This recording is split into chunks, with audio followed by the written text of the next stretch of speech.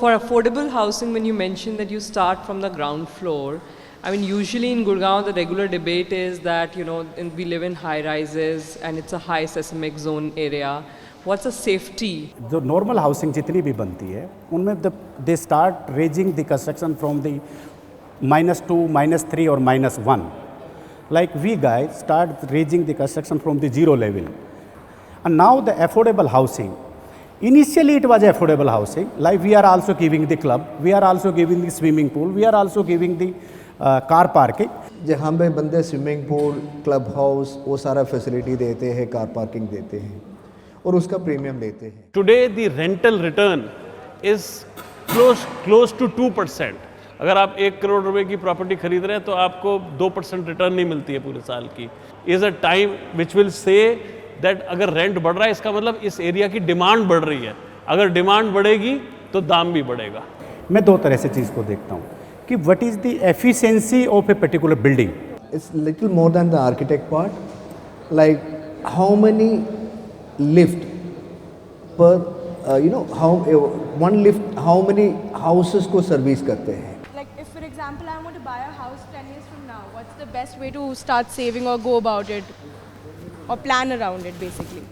The best way to go about saving is to park your funds on a monthly basis through an SIP into a mutual fund. Save it to a level that if you have to buy a house in 10 years, you should start withdrawing or start moving that money from an equity fund to a debt fund. And then buy the house. Anyhow, when we talk about the commercial property, we normally divide into 3 segments, which is of course a retail, IT space and your office space, normal office space. And even last quarter and last to last quarter also the office leasing was on a high streak. So any building getting ready in Gurgaon, they're almost getting the lease well in advance and prepared. So I don't think so. The GST will impact definitely on this as such in a scenario with the builder. However, definitely there might be some input given to the tenant side, which should benefit ultimately back to the tenant itself. GST has been reduced to 5%, not knowing that all the developers across NCR were actually charging 5 to 6% instead of 12%, which was stipulated in the budget. The unfortunate part is that the input tax credit has been removed. There is no format or formula to figure out that how much demand exists in the market. Well, I don't see a rebound, honestly, sir. Truly speaking, there is an emotional aspect to the real estate industry. वो रोटी कपड़ा मकान. And this excessive supply and excessive master planning which happened in the country is one major reason that contribute to this slowdown in last 15. Engaging is changing, our needs are changing, so the architect should see at least 10 years ahead of time. Stamp duty के case में we have taken up this matter with the government कि once GST is in place, then stamp duty should be abolished. So when we talk about the commercial real estate in an organized sector or an organized developer who's been doing a reputed job like DLF and all, we talk about other big brands also who are doing purely office space if I talk about. So they have a takers with them and not on a starter sale model. So definitely there is a bubble coming up in that particular segment where you have a standalone smaller development of real estate coming up. Already leased, yeah.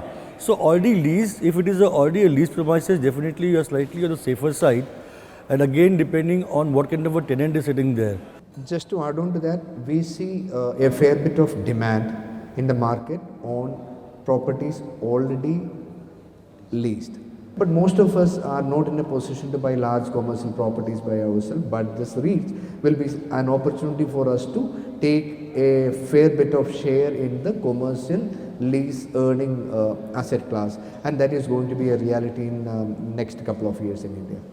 You are looking at a return of no more than 8 to 12%. I would cap it at 8%, but then 8 to 12% because property price might go up. But I am taking you to another set of warehousing requirement which has not been addressed so far in this country or not even attempted in this country is the warehousing needed at the grassroots level. That means agricultural product warehousing at each village level and their consolidated storage at various city centers and district levels. Those business are also going to be a major focus area in India.